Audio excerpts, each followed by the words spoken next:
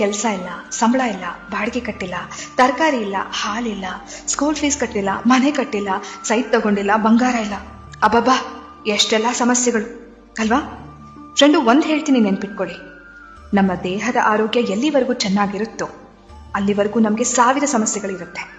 ಯಾವಾಗ ನಮ್ಮ ದೇಹದ ಆರೋಗ್ಯ ಕೆಡುತ್ತೋ ಆಗ ಉಳಿಯೋದು ಒಂದೇ ಸಮಸ್ಯೆ, ಅದು ಆರೋಗ್ಯ ಸಮಸ್ಯೆ. ಎಲ್ಲ ಸಮಸ್ಯೆಗಳನ್ನ ಎದುರಿಸೋಕೆ ಮೊದಲು ನಾವು ಚೆನ್ನಾಗಿರ್ಬೇಕು.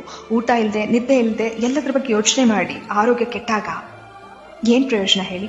ಇವತ್ತು ನಾವು ಚೆನ್ನಾಗಿದ್ದೀವಾ? ಕೈಕಾಲು ಚೆನ್ನಾಗಿದ್ದು ಹತ್ತೋಕೆ ಇಳಿಯೋಕೆ ಆಗ್ತಿದ್ಯಾ? ಖುಷಿ ಪಡಿ, ದೇವರಿಗೆ ಕೃತಜ್ಞತೆ ಹೇಳಿ.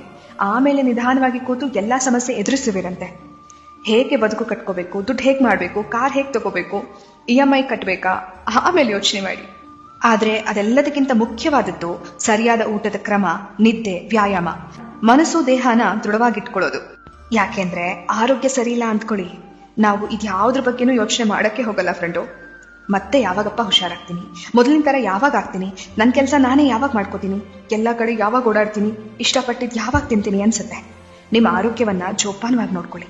ನಿಮ್ಮ ದೇಹವನ್ನ ಪ್ರೀತಿಸಿ, ರಕ್ಷಿಸಿ, ಆರೈಕೆ ಮಾಡಿ. ಇವತ್ತು ನಿಮ್ಮ ನಿಯಂತ್ರಣದಲ್ಲಿರೋ ನಿಮ್ಮ ಆರೋಗ್ಯ ಎಷ್ಟು ಅಮೂಲ್ಯವಾಗಿದೆ ಎಂದು ಬೇಗ ಅರ್ಥ ಮಾಡ್ಕೊಳ್ಳಿ.